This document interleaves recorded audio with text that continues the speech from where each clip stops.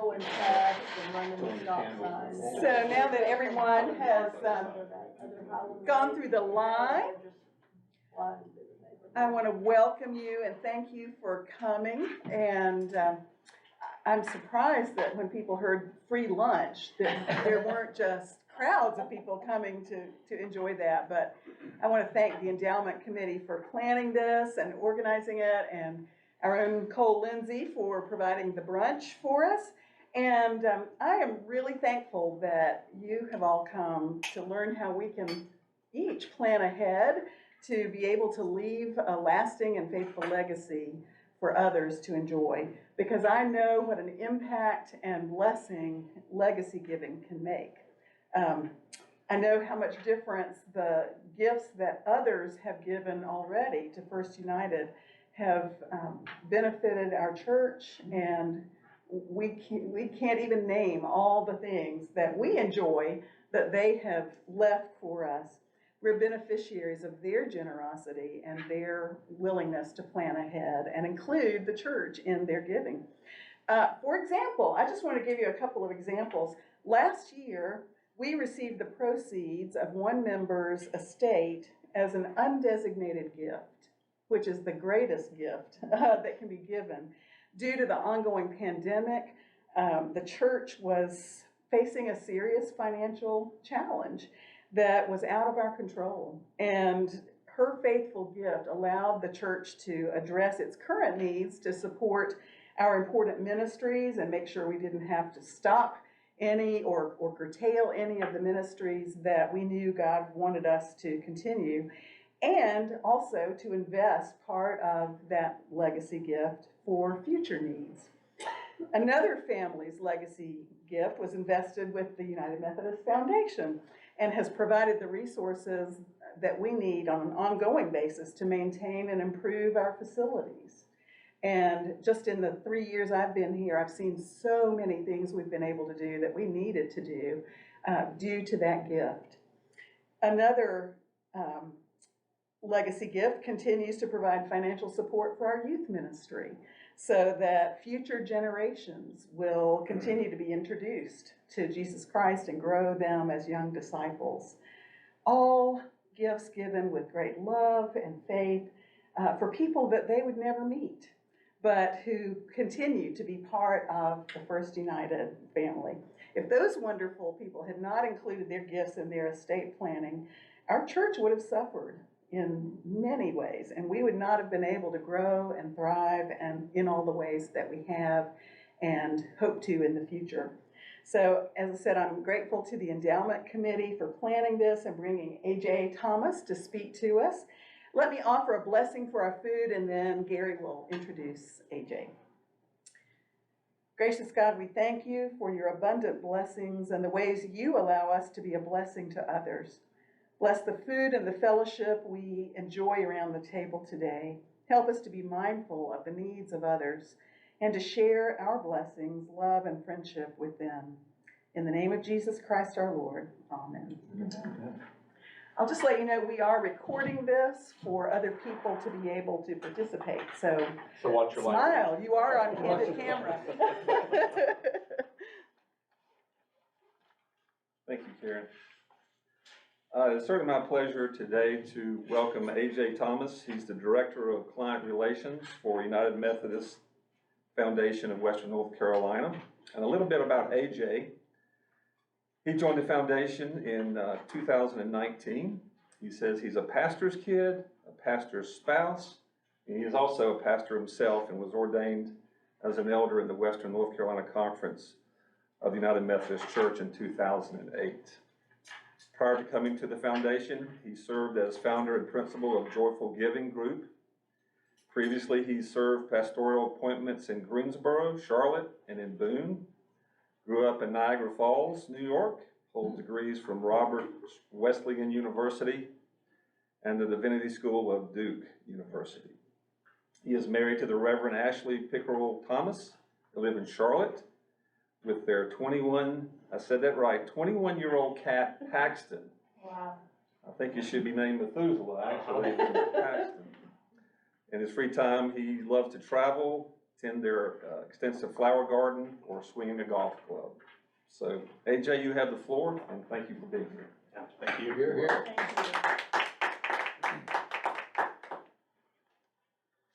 Good, well, please continue to eat. We'll have kind of more of a conversation today rather than a presentation. I feel really distant from y'all, being such a small group. More of a conversation today rather than a presentation per se. As you have questions along the way, please stop and ask. All kinds of things that we can talk about today. It's actually one of the things I love about having a smaller group is a little more flexibility and a little more chance for everyone to kind of chime in. So please feel free to do that this morning or this afternoon.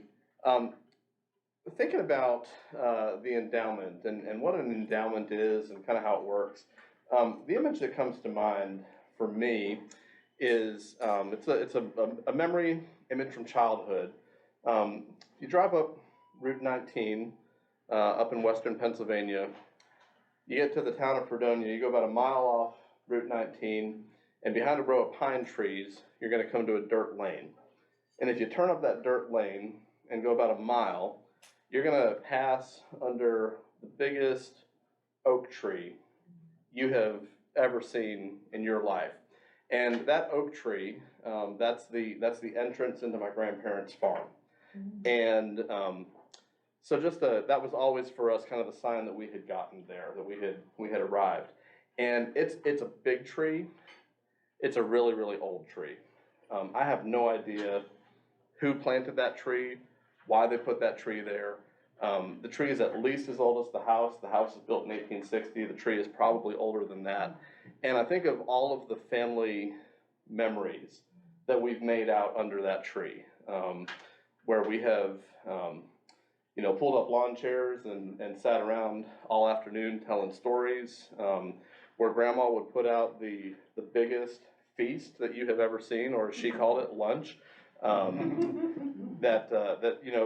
We told the stories though that bound us together, that made us a family. We cried under that tree, we laughed under that tree, but so many memories were built under that tree. Now again, I don't know who planted that tree. Don't know why they planted it.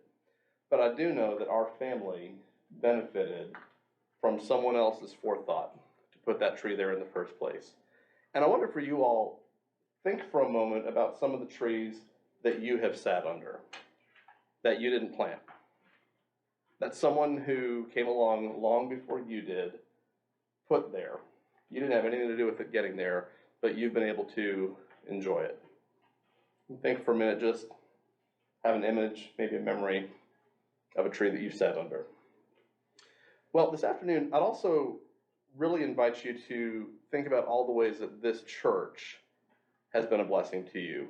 Think about the way that this church's mission, its ministries, its people have been a blessing to you. How is your faith deeper? How is your life better? How is your relationship with God closer because of this church? How has this church been an answer to your prayers? I'll bet there are ways that we can all think, a million different ways, that this church has been an answer to our prayers. Maybe there are particular occasions, particular programs, holidays, worship services, funerals, weddings, those kinds of things that all come to mind for all of us, ways that this particular church has been an answer to all of our prayers. You're all here this afternoon because First United Methodist Church has made a difference in your life. First United Methodist Church means something to you. It's made your life better and has blessed you in some meaningful way. You're here this afternoon because you're grateful for what's been here, but you're also mindful about what's yet to come. There's an old proverb that those who plant trees under whose shade they will never sit have finally begun to learn the meaning of life. Those who plant trees under whose shade they will never sit have finally begun to understand the meaning of life. So I want to ask you this afternoon, what trees would you like to plant? What trees do you want to plant? This church has been an answer to your prayers. What would you give so this church can continue to be an answer to other people's prayers? You know, we often speak of church as a family. And in a family, my observation is that every generation wants the generations behind them to do a little bit better than they did, to have a little bit more than they did. Think about all the ways that you have benefited from the work, sacrifice, forethought of generations who have come in this church before you have. And think about ways that you would want to bless the generations that are going to come behind you. When your children are sitting around this table, your grandchildren, maybe even generations far off into the distance, when they're all sitting here, how is this church going to continue to be going? How is this church going to continue to be strong and still have a presence here in the community, making a difference in people's lives? Gifts to the endowment help do that. Gifts to the endowment are an investment in the future generations of the church. Now that's also the mission statement of the foundation, building the church for generations to come, because that's really what we think about is how is it that each generation can make investments in the church that are going to be a gift to future generations in the church who might come along. Gifts to the endowment, regardless of the amount, regardless of how they're designated, all have one common thing in purpose. That's a deep and abiding concern for the future well-being of the church. It's an investment in the church that's going to outlive ourselves. That long after all of us are no longer sitting around these tables, the ministry of the church is still good, ministry of the church is still strong, ministry of the church is still flourishing, and continuing to touch lives, bless people, answer prayers here in the community. Gifts to the endowment are a recognition that the church has already in so many ways been an answer to each and every one of our prayers. And it's an opportunity for us to invest in this church's ability to continue to be an answer to the prayers of others. So that's the question I really want you to think about this morning or this afternoon. What would you give so this church can continue to be an answer to people's prayers? A couple examples of some churches that are developing their endowment ministry really well and thinking about a future for their congregation. Some of you might be familiar with West Market Street Church in Greensboro. It's where, actually after Pastor Dan Martin was here, he went to West Market Street. Y'all remember that? West Market Street is, in some ways, not unlike First UMC Hendersonville. It's an older, established congregation. It's been around a really, really long time. Parts of its building have been around for a really, really long time as well. It's a large building. It's a historically significant building, AKA it's a resource-hungry building, which means it costs a lot of money just to keep the lights on, keep utilities up, keep things maintained. They are currently in a campaign to build their building endowment so that all of the expenses for utilities, maintenance, care of the property will be funded through the annual distributions of their endowment. For that church, that's about $400,000 a year. So they're in a campaign to build their endowment up to about $10 million so that will take care of that. Now, why are they doing that? Well, they're thinking about folks that are going to be part of the church 50 years from now, 100 years from now, and they've realized that if this generation can shore up the building expenses, 50 years from now, 100 years from now, there's not going to be a generation that is feeling like they're being crushed by the expenses of keeping up that building. And that 50 years, 100 years from now, what that generation gives to the church is going to go directly to mission and ministry, not for caring for an aging structure and keeping it updated. So when we talk about the endowment, that's what we're always kind of talking about, is how can we in this generation make an investment, make a gift that's going to last well into the future. Take care of some of those expenses so that mission and ministry in your context and context in the future can continue to flourish. Any questions about that? We'll look at some nuts and bolts here in a minute. Right, how's lunch, by the way? Would that be the need for most churches in general? There is, so I see there are three major needs that most churches need to think about in their endowment, and then probably need to think about some maybe beyond that, depending on the context of the church. So capital, building, if your church has a building, which most of our churches do, you need to be thinking about how you're going to care for it, how you're going to passively provide for the expenses of the church. So a facility endowment, I think is critical. A mission endowment, first and foremost, we're about mission, right? We're not just an organization, we're about changing lives. And so are there investments we can be making that are missional in our endowment as well? And then the third channel would be a general endowment, where you have some flexibility year to year, that your leadership team can decide what the greatest ministry needs are that year and direct the distributions from the endowment toward that. So it might be the building, but it might also be scholarships. It might be the youth program. It might be seating a new staff position or starting a new ministry or a new initiative. And so year to year, you've got some flexibility. Because 50 years from now, who knows what ministry priorities are going to look like? 100 years from now, who knows what ministry priorities will look like? So that way you've given some flexibility for future generations of the church, but you haven't made it so specific that their hands are kind of tied in terms of how they can use those distributions.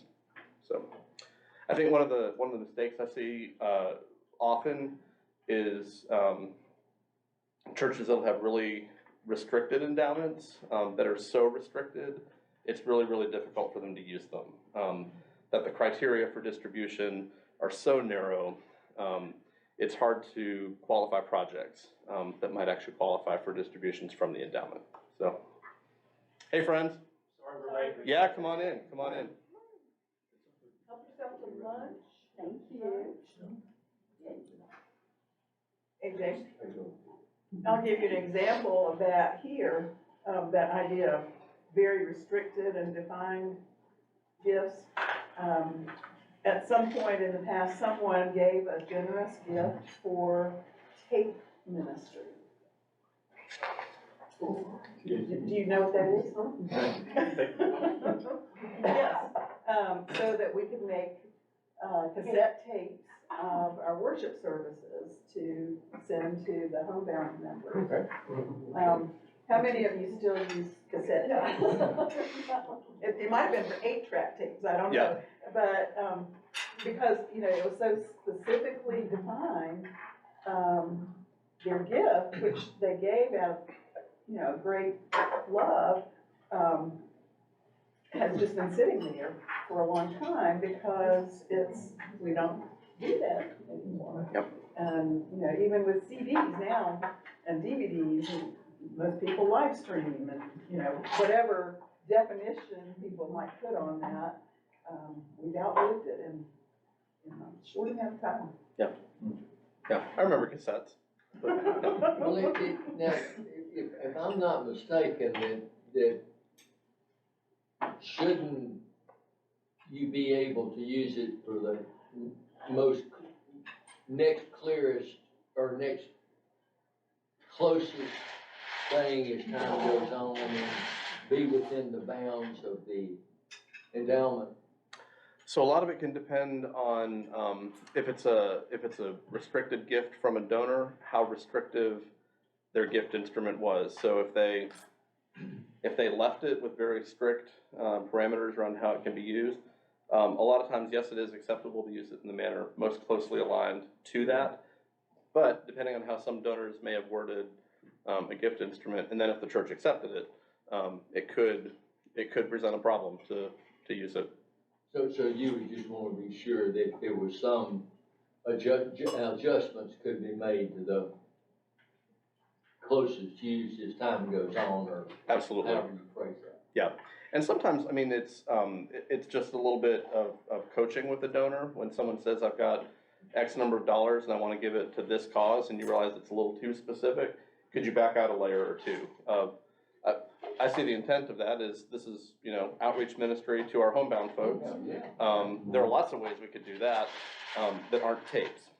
So, yeah, can there be a little flexibility built into it? A lot of times that's a conversation with the donor when the gift is being made. So. Great. Okay, well, let's look at some nuts and bolts of various kinds of gift ideas. I'll take one of those. Thank you. So we're going to shift a little bit, talk about various kinds of planned giving, and that's, you know, people hear planned giving and sometimes all kinds of like anxiety goes up when they hear that, like, oh, they're talking about estate giving, or they're talking about, you know, my will, or they're talking about those kinds of things. We might be, but there are lots of other things that we can talk about that are also planned gifts. A lot of ways that people can make a planned gift long before they die, that they can see the advantage of, and see their gift being put to work while they are still alive. So we're going to look at a few case studies here. You may recognize some of these names, those of you who are steeped in Methodism. If not, ask Pastor Karen who these folks are afterward. It'll be kind of your Methodism 101 course today. So on the first side there, Sam and Susie Wesley. Sam and Susie Wesley own $100,000 worth of stock. They originally paid $10,000 for it, so they've held it a while. It's done well. They've done all right with that, and they're thinking of using this stock that they hold as the source of a gift for the church. One option would be they can sell it. Now, what's going to happen as soon as they sell that stock? Tax. Capital gains tax, right? Government always gets their share, and the government's going to get their share off of this. So more than likely, Sam and Susie will pay 15% off the top capital gains tax. Their capital gains is $90,000, so they'll pay $13,500 in capital gains tax, and then they'll have $86,500 left to give to the church. Still a nice gift, still very generous if they're able to do that. But rather than selling it, they could donate it. And if they donate the appreciated stock directly to the church, rather than selling it and then donating the proceeds, they can avoid those capital gains tax. And so 100% of the value of the gift, in this case $100,000, that goes directly to the church. So they have lowered their tax liability, and they've also given about $13,000 more to the church. Hasn't cost them any more to be able to give more. So it's kind of a win-win there. If you probably have some folks in the church that can facilitate a stock gift. If you don't, the foundation does facilitate stock gifts directly to the church. So if you have donors who want to do that, we can facilitate that. We do not charge for that. We'd be happy to do that. We did about $500,000 in stock gifts to local churches around the conference last year. Again, we don't charge for that. So someone has $5,000, $10,000, $100,000, whatever it is, they want to use that as a gift toward the church, we can help you facilitate that. You'll avoid the brokerage fee by going directly? They'll avoid the brokerage fee. We have a bank charge. Truist charges us, I think, like $85 per transaction. That is passed on, but other than that, we don't charge for anything. So just that bank charge is in there. Yeah. They will still get full credit for the gift. Church would see the full gift minus that $85. Yeah, the note there down at the bottom, the stock passing through your hands, no matter how briefly, triggers a taxable event. So even if you only hold it for 30 seconds, that is still a taxable event. So always better to donate it rather than to sell it and then donate the proceeds. So low-hanging fruit. You don't have to wait until you die to do that one. That's an easy one. Let's look at the next one. Case study number 2, Frank Asbury. Frank is going to turn 73 this year. He's got an IRA. You all know what that means. He needs to start taking, right? What's he need to start taking? RMD. It's required minimum distribution. And you all know this. If he takes his RMD as ordinary income, he's going to be taxed on it at whatever his rate is going to be. He can, if he's using that as a gift toward the church, he can take a deduction on the gift if he qualifies to itemize. He may or may not qualify to itemize at this point. What Frank can do instead is direct his RMD, again, directly to the church as a charitable rollover. And Frank can use up to $100,000 per year to count toward his required minimum distribution. So let's say Frank gives $20,000 a year to the church. He still wants to continue to do that. He directs a charitable rollover, $20,000 from his IRA, counts as part of his RMD, reduces his taxable income dollar for dollar of the contribution. He can't deduct it, but he's reduced his taxable income. So still a win for Frank from a tax perspective, also a win for the church because they can count on that as well. Most plan administrators are set up to do this. So if you're with Fidelity or whoever your IRA might be with, that plan administrator can process that for you. They'll probably require some paperwork from the church to verify, this is a qualified nonprofit, et cetera, et cetera. There's usually a half-page form that goes to the church office that they can fill out. But then once they've got that on file, they can process that pretty quickly. So an easy thing that folks, especially who are already required to take an RMD, have to do. If you're taking an RMD already and you're contributing to the church, makes the most sense. Direct it as a charitable rollover rather than have it hit your pocket as income and then be taxed on it. May as well just send it directly to the church. Church wins, donor wins too. So, do you know if you have folks who do that already? I would suspect you probably have a number of folks who've already. No, I don't get into the personal side of things, but I hear that we absolutely do. Yeah. It just makes sense. Yeah, good. But spread the word on that. Not everyone is aware of that option. Again, as people are thinking of savvy things they can do to make their contribution, just spread the word on that. Good. Any questions on those two things? Because that year, it used to be 72 and a half, now it's 73, They keep creeping it up. Yeah. Is that where we are right now? It's a flat 73 or is? I think it's 72. I think It's it's 70 and a half, and then I think it's recently changed to I heard it was 72. going up to 74 or 75. I think we're at 73 as of 2023. Oh, But I think if you start, Absolutely. if you start when it's legal, then you can continue to do Sure. it each year regardless of. Yeah, if you're already in, then you're in. I'm not that old yet, so. Some of us are. You wanted to let everybody know how young you are. Yeah, I think 2018 it was 70 and a half, and then it jumped up to 71 and a half, and then 72, and then 2023 they moved up to 73. A year. We're all living longer, so yeah, at least they're recognizing that. Good. On the back side of that, these are just some simple things folks can do as you think about promoting these legacy sorts of gifts. Just naming the church as a beneficiary on a life insurance policy. That's a great way to make a gift to the church that it's kind of pennies on the dollar gift, right? You're going to pay the premium on that policy. I know several folks, they've maybe even taken out a second policy to leave 10% of their life estate distribution to the church. Just a really easy thing that people can do. Similarly, naming the church as the beneficiary on a retirement account or a brokerage account. That's an easy thing you can do to make a charitable contribution to the church upon your passing. And then you all know this, revising your estate, leaving a portion to the church or to an endowment you've already set up. We find that it's helpful to think about a dollar amount rather than a percentage. The difficulty with percentages is those have to be precise. So if you say I want to leave 10% of my estate after all expenses are met, all expenses first have to be met, and then the value of your estate has to be calculated to the penny before we can determine what 10% is. But if you're thinking I want to give 10% and you have a rough dollar idea of what that would roughly correspond to, that can help the executive of your estate move that a little bit better. So I say that from some personal experience. My grandmother died 2 years ago, and she did percentages, which was great.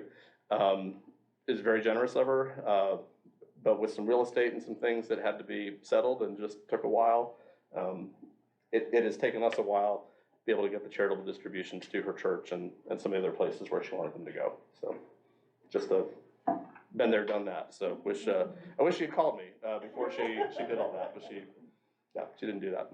So, any questions about those things? All right, so the next two here, this is where it gets really, really fun. And so we're talking about charitable trusts here, and these can be a little bit more complicated.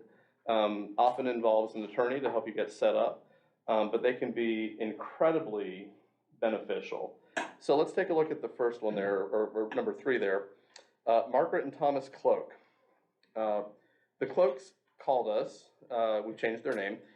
this is a real story though. They said they wanted to do something significant for their church, but they weren't exactly sure what. And we started talking with them a little bit. Initially, they were thinking, charitable trust. They were definitely thinking that direction, and they were thinking with about $200,000 from their savings, as how they wanted to establish that. And question we will always ask a potential donor is, well, do you have appreciated assets? Do you have any, anything that you're sitting on that's appreciated in value? And Mr. Cloak said, we've got about $500,000 of stock in this company called Amazon that I bought when it was next to nothing. And I have felt held hostage by this, because I know as soon as I sell it, capital gains taxes are gonna hit me. And I've just decided I'm not gonna deal with it. I'm gonna leave it to my kids and let them sort it out and let them deal with it. And so what's that? Thanks, Dad. Thanks, Dad, exactly. So what we were able to do for the Cloaks, we created a charitable remainder unit trust with that gift of $500,000 worth of Amazon stock. So because it was appreciated and they donated it, they were able to avoid the capital gains tax on that. So they avoided that right away. They were also able to take the charitable deduction for the full value of the trust, which they spread out over about 5 years and essentially did not have a tax liability for those first 5 years. We have invested the trust for long-term growth. They're going to receive a lifetime income of 5% of the value of the trust. So $500,000, 5%, they're getting an annual income of $25,000 a year from the trust. In their particular case, they don't need that as income, so they're donating that back to the church, and they're able to deduct that on their taxes. When they pass away, the trust has been invested, it's growing over time. The church is going to receive the full value of the trust after they've both passed away. So what they originally viewed as a problem, having stock that they felt held hostage by, we were able to turn into what we call a problemtunity.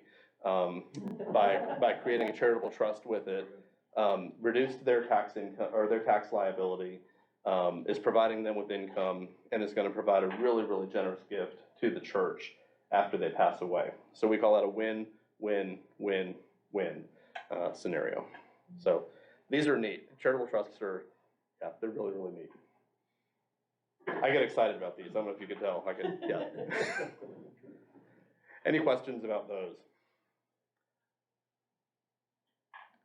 So again, that's usually going to take an attorney to get that set up. The charitable trust does exist as its own legal entity, and so there's attorneys are required to get that set up.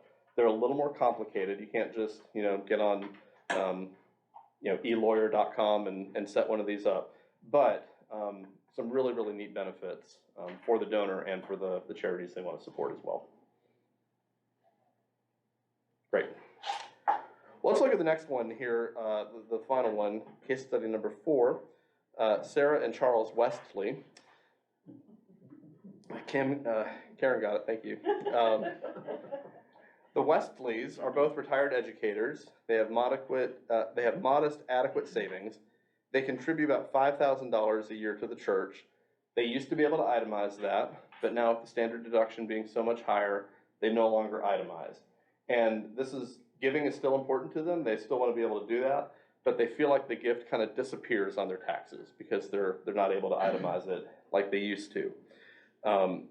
So they still want to do something for the church, but they're also really mindful about what they're going to do for their heirs when they pass away. So they're, like a lot of us, trying to figure out the balance between our charitable intentions, but also our family intentions and how we're going to take care of all of those folks. So what we did for them is we created a charitable lead unit trust. This is a different kind of trust. It's similar to the one that we looked at with the Cloaks, but it kind of in reverse. So instead of them receiving lifetime income from the trust, the church is receiving lifetime income from the trust. So again, 5% of the value of the trust, they set it up with $100,000. Every year, the church gets 5% of that, so $5,000. So they've essentially replaced what they were giving from their income with what's going to the church from the trust. Now, when they pass away, the assets in the trust will pass back to their heirs. So they were able to create this. It has not affected them from a tax perspective at all, but they're still continuing to give the same gift to the church, but they're also preserving something for their heirs. So two different kinds of trusts, really. One where the donor gets lifetime income, and then the charity gets the beneficiary, the benefit at the end. Then the other is where the charity gets the annual income, but then the heirs or the estate receives the benefit at the conclusion of the lifetime. So some really neat ways to set that up. We've seen the charitable lead unit trust, particularly the way tax laws have changed, again with that standard deduction kind of bumping up. This has become a really neat way that people have been able to replace their annual giving while also keeping more money in their own pocket and providing for heirs. So it's been a neat way to be able to do that.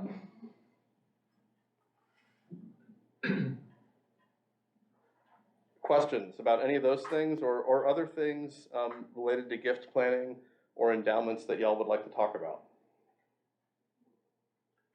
Just a quick question. Yeah. I know a lot of nonprofits, not just churches, are beginning to leverage donations vis-a-vis the Inflation Reduction Act for electrification and decarbonization. Do you see the foundation in gifting, possibly using quid pro quo type gifts? So I give a gift to the church to put solar on or change out the gas, hot water to electric energy efficiency. Then I'm assigned the tax credit. And then I get the tax credit amount back to the church. Yep. And I double my deductions and double my contribution. Yeah. So considering that?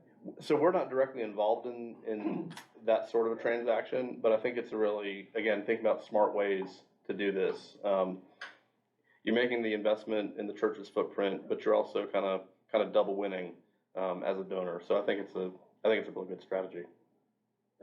I've been trying to find literature on the house, because now if you relamp, do away with natural gas, put in all electric, et cetera, it's a pretty hefty tax credit. And if I'm not mistaken, this is the first time that a nonprofit or a church can actually use the tax credits, because they can monetize it.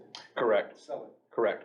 Which it seems like, at least for the next decade, could be a really Could interesting. be a big boon.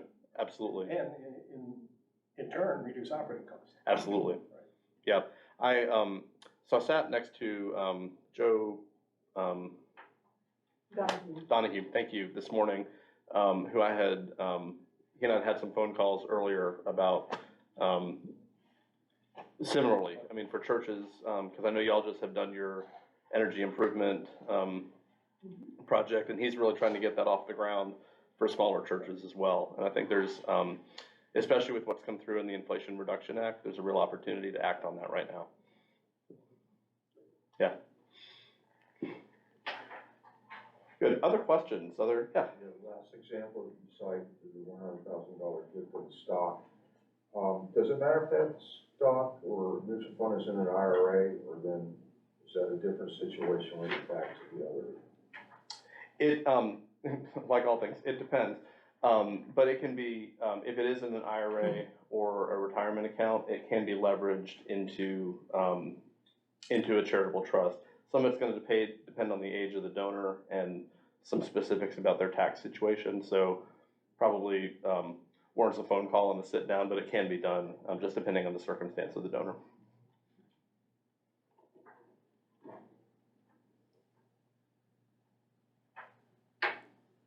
So when you think about, this is kind of back to the more philosophical, like why should people support the endowment? Why should people give to the endowment? Studies are out there that of all the charitable dollars that people give kind of year over year, annual operating charitable dollars, about 70% of that in the country goes to religious oriented causes. So churches, synagogues, worshiping communities, church related colleges, those kinds of things. 70% of kind of annual operating gifts go to that. When we've switch to the percentage that goes to endowments, church-related institutions drop down to the bottom. Because churches are notoriously bad at talking to people about legacy giving and investing in the church's future. We do a good job, the offering, week over week, month over month, those kinds of contributions, but these long-term legacy contributions, I don't know if we're too polite, like we think it's bad taste to talk to people about this, but the reality is that we lose out because of that.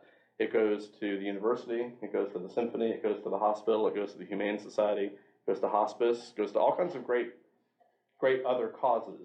But all of those end up at the table because they're actually asking folks, and they're actually cultivating those donor relationships. Think of just other organizations that you all are involved with, collegiate groups, sororities, fraternities, etc. I'm would guarantee the alumni office of every one of your institutions is probably in regular touch with all of you about your legacy plans and whether or not the university is going to feature into that. But your church is a worthy cause too. And I would argue among all of those causes, the church may be an even more worthy cause. I had a great time in college. We're going to do, things charitably, for the rest of our lives, and hopefully after we pass away, we'll do something there too. That was 4 years of my life. Churches, week in and week out, again, going back to all those ways that we think about how the church has been a blessing to us. For many of us, that's for decades, that's for generations, week in and week out, this has been family.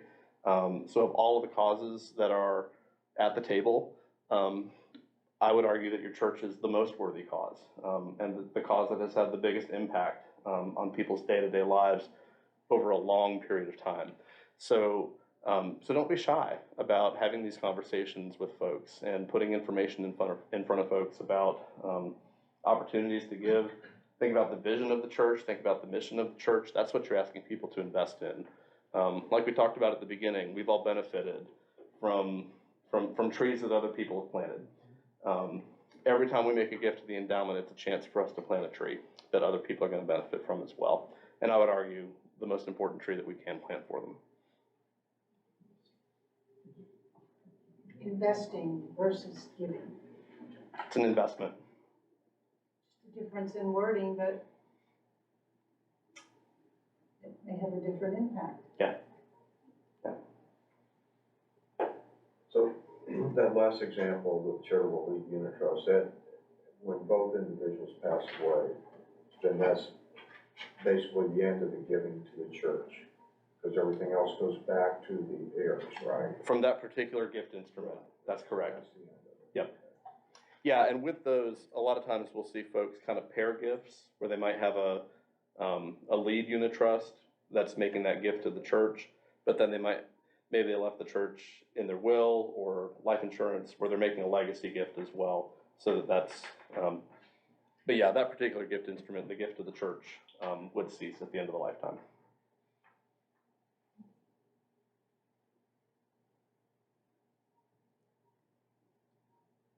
Gary, is this group usually this quiet? Yeah, they're usually a little rambunctious.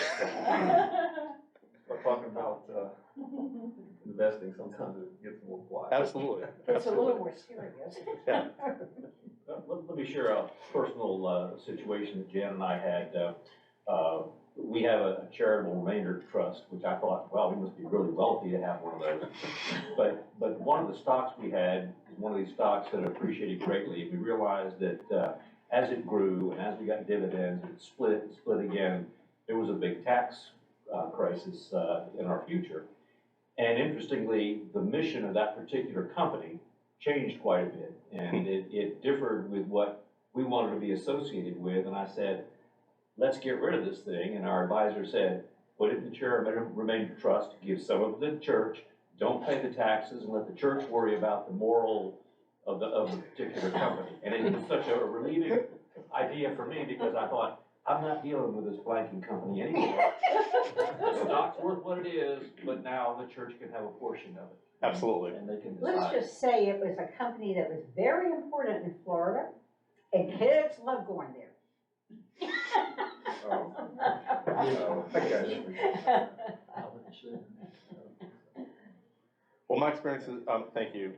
You do not have to be super wealthy. I mean, that's one of the big misnomers about these sorts of gift instruments as well. People look at that and they go, oh, this is only for really, really wealthy people. Ordinary people can do this as well. I'll also make the argument, all of us are far wealthier than we ever want to admit. You were talking about people from Rwanda this morning. You know, think about per capita. We live in a place of plenty on the world scale. We are all wealthy people. But yeah, you do not have to be a gazillionaire to benefit from these particular gifts. If you wanted to move forward with any of these ideas, plans, is it better to start with your company that manages your funds and work that way versus going to the foundation and working backwards up? Yeah, so I work at the foundation, at the Methodist Foundation, and we can sit down, run some gift illustrations with you. When I meet with a donor, I'm typically going to ask 3 questions to kind of get us started, and based on the answer to those 3 questions, I know exactly what they want to do. So my first question is, what do you have? AKA, what assets are we talking about? Is this stock? Is this cash? Is this real estate? You know, what do you have? What ministry do you care about? So is it the church? Is it one of our Methodist colleges? Is it Methodist men, Methodist women? What is it? And then what are your personal goals? Are you trying to reduce tax liability? You want to preserve something for an heir? All of the above, lifetime income, but what are your goals? And once we've answered those 3 questions, we can get a pretty good idea the gift instrument that's going to make sense for them. So we can run some illustrations with you based on the amount of the gift, which particular gift instrument you're looking at. Is it 1 lifetime? Is it 2 lifetimes? What are the ages of the people participating? We'll run those illustrations for you. We'll run multiple versions of that, you know, 100,000 or 200,000 or, you know, kind of where you wanted to run that. Then take that back to your attorney, then take that back to your financial advisor, take that back hopefully to your kids or other people who need to be involved in that financial decision as well, and go from there. Yeah. But then if it turns out you actually want to create that particular gift instrument, we manage those at the foundation. That's part of our service to the church and to the donors. And we serve as the custodian of that particular trust, and then we disperse it according to the terms of the trust. But yeah, we'll work with your attorney, work with your financial advisor. But I'll come sit at your kitchen table and we'll have some coffee and we'll figure out what we want to do. Let's see, how does next? If you make good coffee, yeah. If not, I'll bring some from Starbucks. Yeah. I think you're in, right?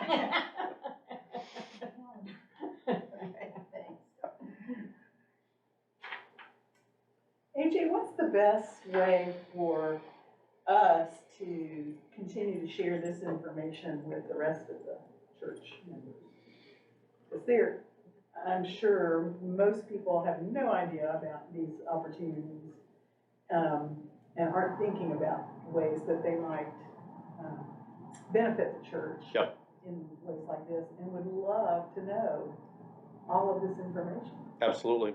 So just something as simple in your publications, have you remembered First United Methodist Church in your legacy planning? Bulletin, newsletter, website, email, but consistently, is that in there somewhere where you're just putting that in front of folks, reminding folks?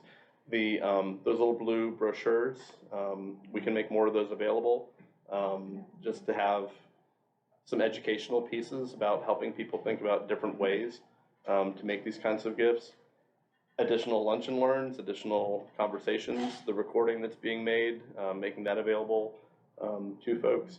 A lot of times what we see is the bridge hasn't been built between the donor and their particular plans.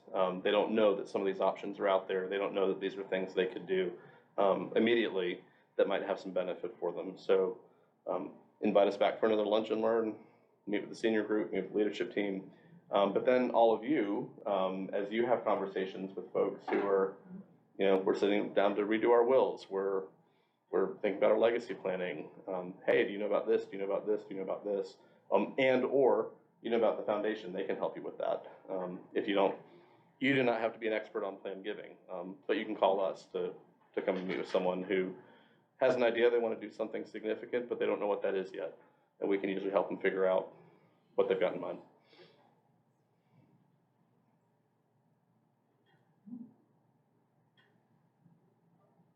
As for where the gift comes from and what it was invested in, I'm an advocate, you know, whatever the cause is, you win the lottery and you tithe off of that, great. I think, you know, the devil's had that money long enough, time to let the Lord do some work with it. So, yeah. What's that verse? All things work together for good. They do, yeah. Great. Well, I thank you guys for your time this afternoon and just the chance to be here. I've enjoyed being with y'all kind of all morning long and worshiping with both communities and running into folks in the hall. Y'all are a very hospitable, welcoming, warm group. You can feel that kind of just as soon as you drive onto campus. I was telling Pastor Karen about that earlier. This is a very familiar, fun, warm place to come to. So thank you so much for your hospitality. Thank you. AJ, thank you for coming here and sharing your information with us and everybody that showed up. We appreciate your time and efforts as well. We do have a little workbook if you have an interest. It's in a bit more detail than may have expected to show you today, but there is some good information if you want to take one of those white ones, take it home, and we'll have others ready as well. So, again, thank you for your time. Yep. And, look forward to seeing you again. Sounds good. My contact info is obviously on your handouts. If you've got additional questions or specific questions about your own situation that you might want to talk about, give me a call. That is confidential. I don't report that back to Gary. I don't report that back to Karen. That is 100% confidential. And if it develops into something, that's great. If it doesn't develop into anything formal, that's fine too. That's what we're here for. Yep. Thank you. Thank you. We can get some more food or cookies and tea, coffee. Carrie, thanks for setting this up. Yeah.